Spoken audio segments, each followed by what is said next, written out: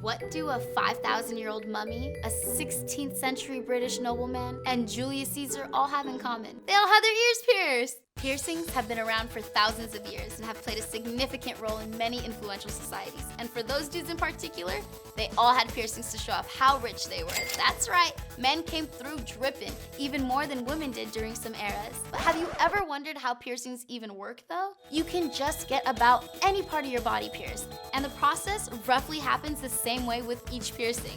There are 4 distinct phases of the piercing and healing process.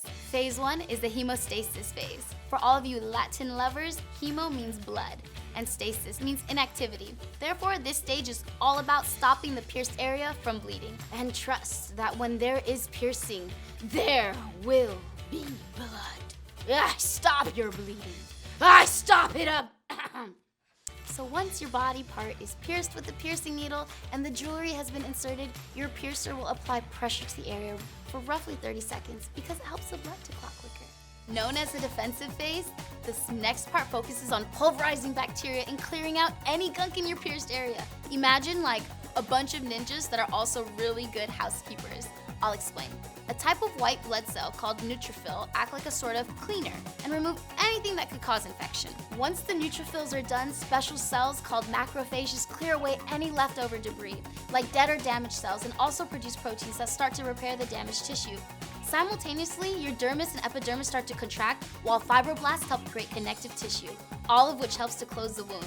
All of this action is why you may start to see redness, feel soreness, and get grossed out by the clear or white drainage that surrounds the piercing. Then comes the proliferative phase, when granulation tissues start forming. The word granulation might make you think of granulated sugar, and that's because this kind of tissue can look a little bumpy. Some people describe it as looking like grapefruit flesh, because it also has a pink or red hue to it. Hungry yet? Me too.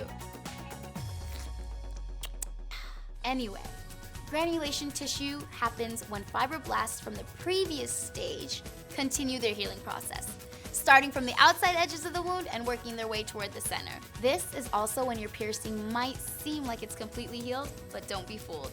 If you took out your original jewelry and you put a new ring in during this phase, it can seriously damage the delicate granulation tissue, forcing the healing process to start all over again. This last stage is the maturing or remodeling stage, when the wound fully closes sometime after 6 months or 2 years. The cells that were kind enough to heal or repair the wound are now no longer needed, so they are tossed out of your system or simply die. Talk about a thankless job. Sheesh. However, you quickly forget about those useless cells after you marvel at your newly healed piercings. Ooh, bling bling! If you're already sporting a variety of body piercings, you might have noticed that some healed quicker than others. That's because areas where there's greater amount of blood flow will heal faster and are less vulnerable to infections. Yay, more blood talk, my favorite. Piercings in the lips, earlobes, and tongues tend to heal the fastest due to all the blood flowing in those regions, while any kind of cartilage tends to take its sweet time because there isn't as much vascularity there. Hey, remember when I briefly mentioned the piercing needle at the beginning of this video? It's important that you always go to a licensed piercer, and they always use a piercing needle. Never ever a piercing gun, even if it's for your earlobes. The needles piercers at licensed studios and parlors use are sterilized, sharp, and hollow, which leaves you with a quick, clean pierce. However, with a piercing gun from some rando at the mall, the stud jewelry is inserted into the gun, and the gun pushes the blunt stud through your ear, essentially tearing the skin instead of making a precise hollow hole. On top of how much more painful they are, piercing guns are unregulated, never as precise, and are much harder to sterilize between uses. Not to mention that you're basically experiencing what happens when a cow's ear gets tagged. Do you want to be treated like livestock just so you can wear your grandma's hoops? I didn't think so. Now that you know so much about putting holes in your body, hopefully you will feel more confident going out and getting that nose ring you've always wanted. Heck, if it's good enough for old man Caesar salad, it's good enough for us.